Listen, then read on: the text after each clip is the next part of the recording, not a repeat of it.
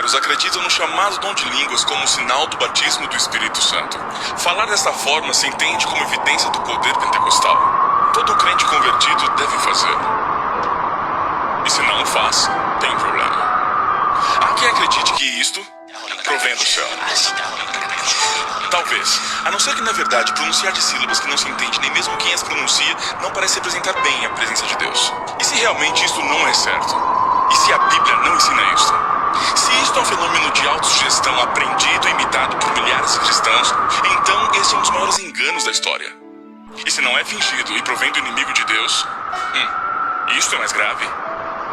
Vou lhe contar em 2 minutos a verdade sobre o dom de línguas.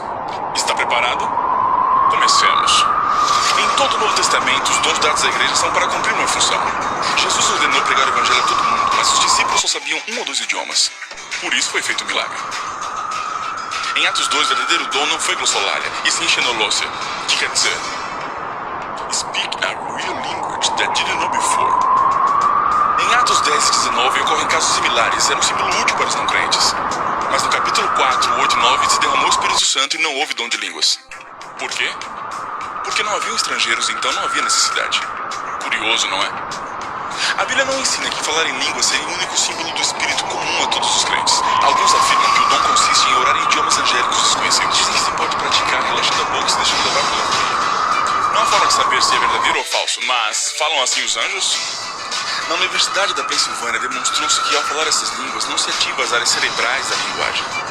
O motivo é simples, não é nenhuma forma de comunicação. 1 de Coríntios 14, como se explica? Desde o capítulo 3, a igreja estava repleta de problemas espirituais, contendas e dissensões. Em Corinto havia tradição de rituais onde se falava a língua dos deuses. Ao mesclar-se o dom real com crenças pagãs, ele tentava definir e pôr ordem na igreja mesmo à distância. Como julgar se alguém diz orar a Deus em idioma desconhecido? Paulo sabiamente assume a crença dos coríntios, debatendo com lógicas do seu ponto de vista. Mas ele encerra o caso no versículo 28. Se não interpreta, cale-se. E é uma jogada de mestre, porque se é um idioma real, poderá ser interpretado sempre.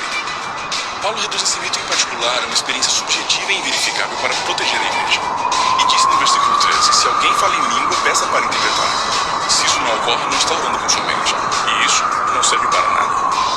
Todos que balbuciam essas supostas línguas na igreja sem que a traduzam, estão violando um importante mandado bíblico. Porque um dom verdadeiro sempre edifica a igreja. E se não faz, é falso. Por certo, Cristo nunca falou em línguas.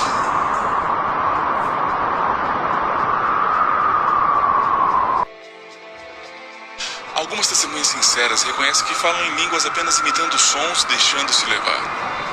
É bonito sentir-se especial, ungido, mas esse dom, como temos descrito, não provém de Deus. E se percebe sobretudo por seus frutos. O propósito do Espírito Santo, segundo Atos capítulo 1, é capacitar para pregar o Evangelho. E não para emitir ruídos sem sentido que não trazem crescimento, consolo e esperança a ninguém. Não se deixe enganar. E como sempre, lembre-se, a maioria pode estar equivocada.